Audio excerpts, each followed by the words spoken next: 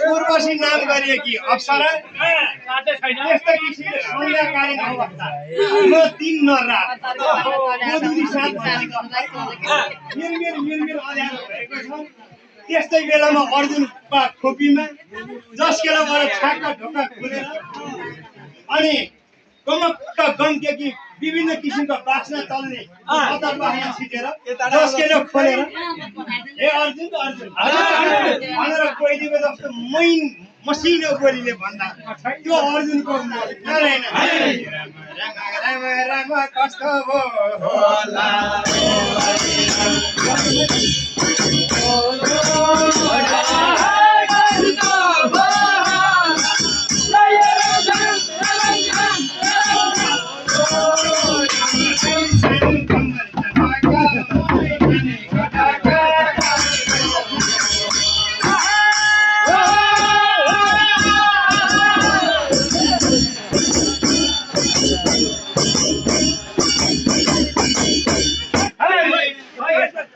त्यस्तो किसिमले गएका छन्। के छ भजन मन परेको छ नि सबैलाई? यता पनि छ अहिले पैसा पर्दैन, पैसा अलिकति दिनु थाले हुन्छ। अहिले चाहिँ तालीले स्वागत गर्दा असाध्यै खुसी हुन्छौँ है।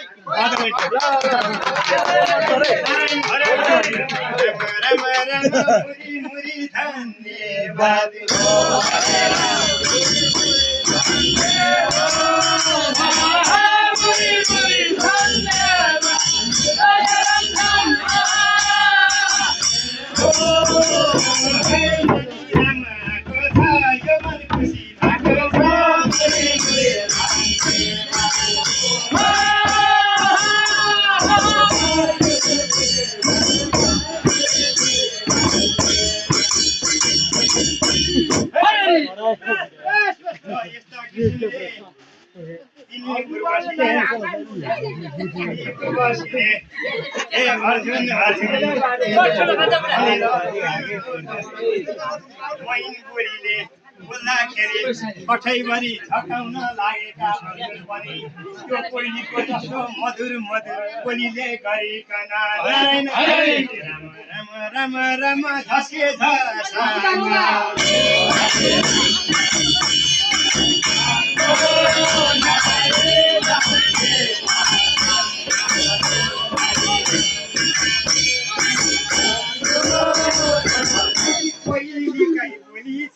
मनमा लाग्ने गोली छ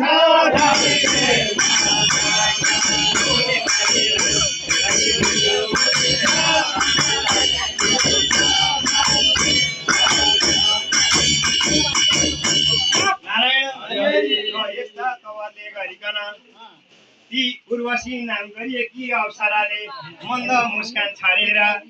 मधुर स्वरले अर्जुनलाई बोलाएर ढोका खोलेपछि अनि अर्जुन पनि झसन्न बिउजिनु भयो। अनि भित्र बसिन अप्सरा ती उर्वशी अनि के भन्छन् भने हे अर्जुन महाराज, हे अर्जुन वीर अर्जुन,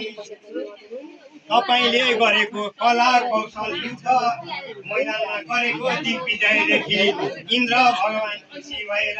जबसम्म स्वर्गमा रहनुहुनेछ यो स्वर्गमा बसुन्जेल रहन्जेल मैसँग राष्ट्रमन गरेर हजुर दिनभरि काममा तकिया बिछाउन मिलाएर हजुरका पत्रहरूलाई पनि राम्रो हजुरका पाउहरू दुखेका होला। साँझ थकित भएर आएको बेलामा तेल मालिस गरिएर हजुरलाई माया ममता दिलाएर नारायण राम राख्छु खुसीले।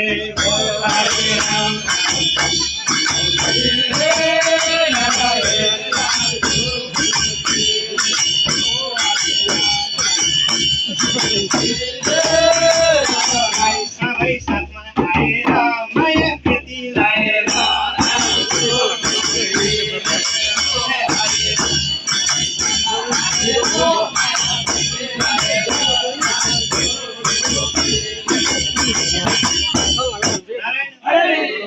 यस्तो किसिमले राख्नेछु। मलाई सुख भोग गरेर बस्छ जबसम्म स्वर्गमा बस्नेछौ तिम्रो अर्धाङ्गिनी भएर बस्नेछु, तिमीलाई खुसी दिलाएर भनेर उर्वशीले भनेपछि जसले गुरुप उठे अर्जुन र अनि अर्जुनले के भन्यो भने ए तिमी सुशील कन्या छौ स्वर्गकी अप्सराहरू मध्येकी सबैभन्दा सुन्दरी छौ त्यसैमाथि सिंगार पेटा तिम्रो आफ्नो खानु छैन तिमीलाई देख्दाखेरि मोहित नहुने कुनै पुरुष पनि हुँदैन म पनि मोहित भएको छु तर एउटा कुरा छ तिमी स्वर्गमा बस्ने अप्सरा गणहरू सबै इन्द्रका रखेलौ इन्द्रलाई कुन चाहिँ मन पर्छ कुन मोड आउँछ त्यसैलाई टिपेर हिँडिहाल्छन् इन्द्र भगवान अनि इन्द्र भगवान मेरो पिता हुनुहुन्छ अनि पितासँग राष्ट्रमन गर्न रमाइलो गर्न हिस्किरी मिस्किरी गरेर हिँड्ने मान्छे मेरी आमा त परिन तर आमासँग तिमी मेरो पितासँग तिमीहरू यसरी हिँड्छौ भने नारायण राम राम पर्छ सानीमा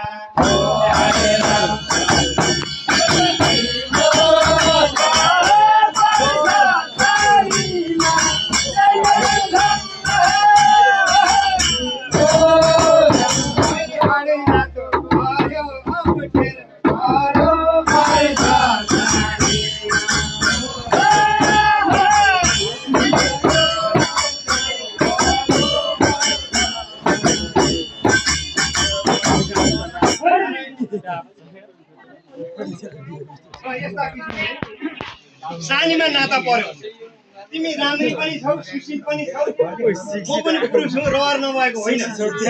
तर सानीमा परेपछि सानीमा भनेको आमा समान हुन्छ आमा समान नाता पर्नेसँग मैले कसरी सहवास सँगै कसरी रमाउँ राष्ट्रमन कसरी गर्नु म मानव यो धराधाममा जन्मिएको हुर्किएको मैले मेरो नियम मान्यता कानुन धर्म पालना गर्नुपर्छ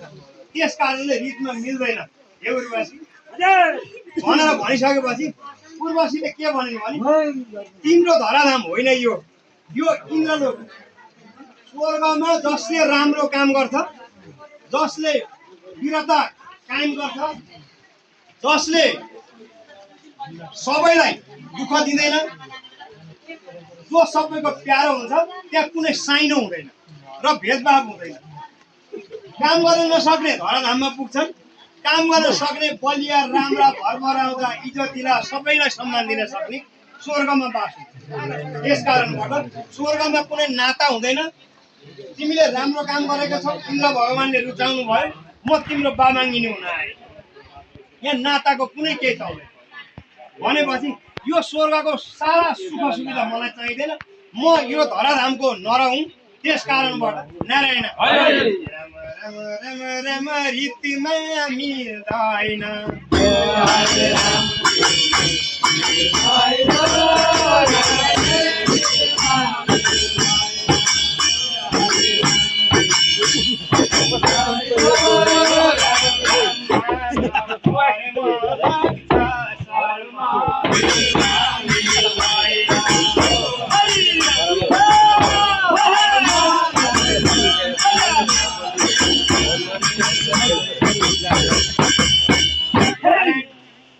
त्यस्ता किसिमले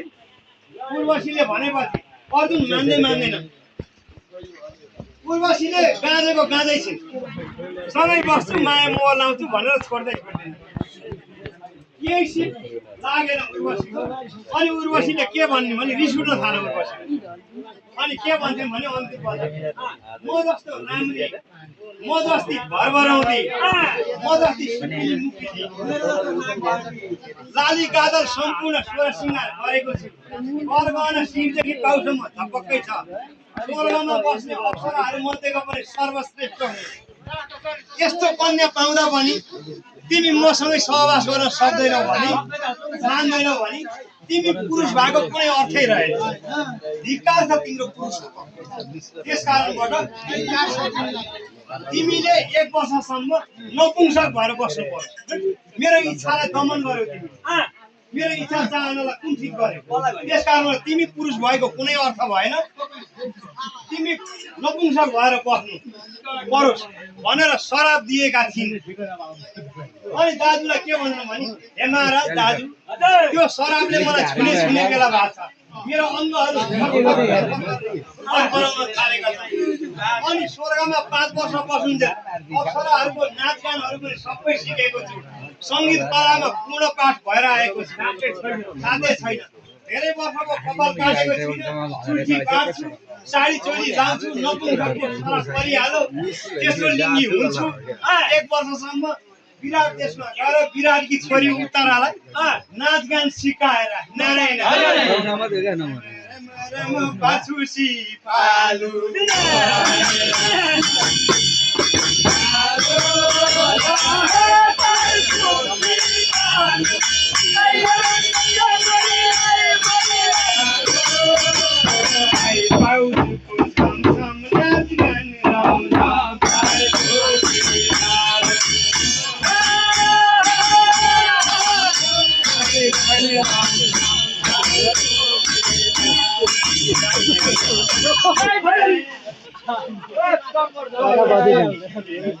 विराट राजाकी छोरी उत्तरालाई नाचगान सिकाउँछु अनि मजाले त्यो नाचगान सिकाएको पैसाले लाउँछु खान्छु कमाउँछु साडी चोली त्यो धनुबाण हान्दा धनु चलाउँदा हातभरि खेला उठेका छन् हातभरि दुईटै हात पाखुरासम्म आउने गरी चुराहरू भर्छु कागज टिकी त्यही किसिमको त्यो चुल्ठो 2 चुल्ठी पारेर रिबन धागोहरू चटक्क पार्छु मखमली चोली टलक्क डरकस लाएर टल्कने भएर नारायण राम राम राम राम ढाँचु सजिलै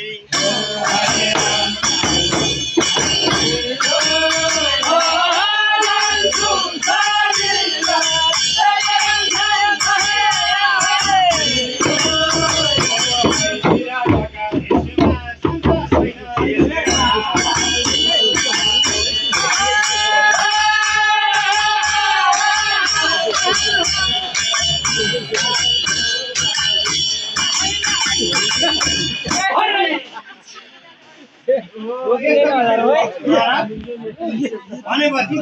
ल तिम्रो पनि ठिक भयो अब हामी सबैकी प्यारी आजसम्म कसैले दुःख नदिएको हरेक दुःख सुख भएर माया ममता दिएर राखेको अघि माइतीमा पनि सुभद्रा राजाकी कन्या कुनै दुःख कष्ट नदेलेकी त्यस्तै भार्या छिन् हाम्री 5वटा साझा पत्नी द्रौपदी मैया द्रौपदी महारानी तिमी के गरौ तिम्रा शिरदेखि पाउसम्म कहीँ ठोस लाउने ठाउँ छैन अस्ति तिमीले भने द्रौपदी श्यामले बढाकी श्यामली है नामै जन्मिने बित्तिकै श्यामाङ्गी थियो द्रौपदी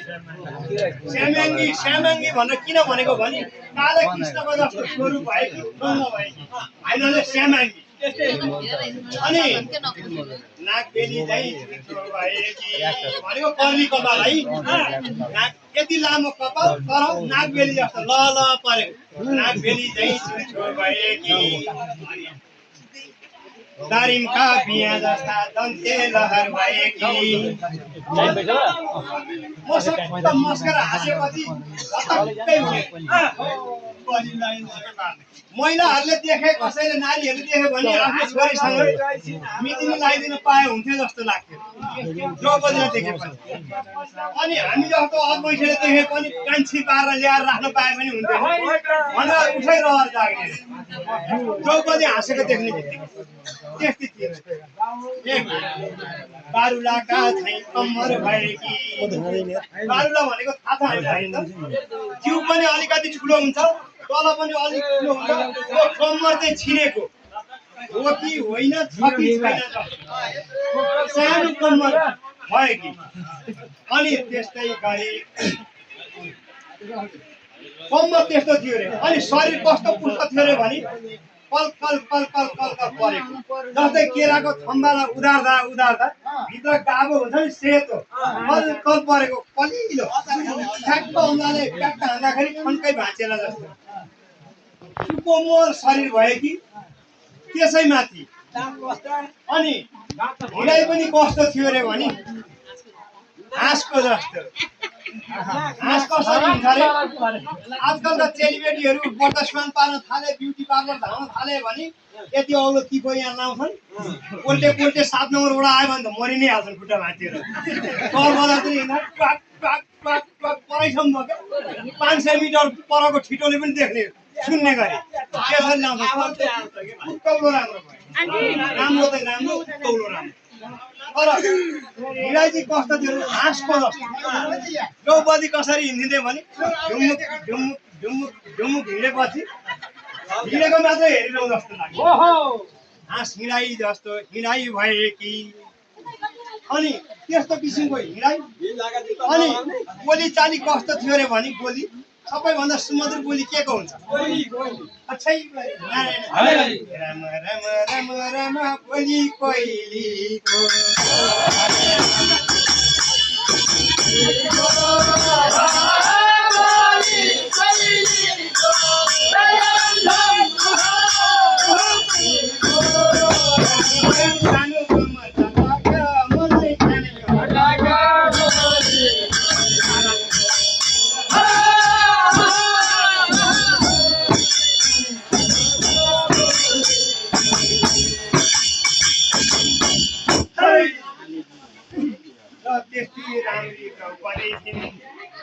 आजसम्म कष्ट दिएको छैन यही 1 वर्ष गुप्तवास रहँदा कठै गरी पति छोरी नारायण राम राम बसी कसरी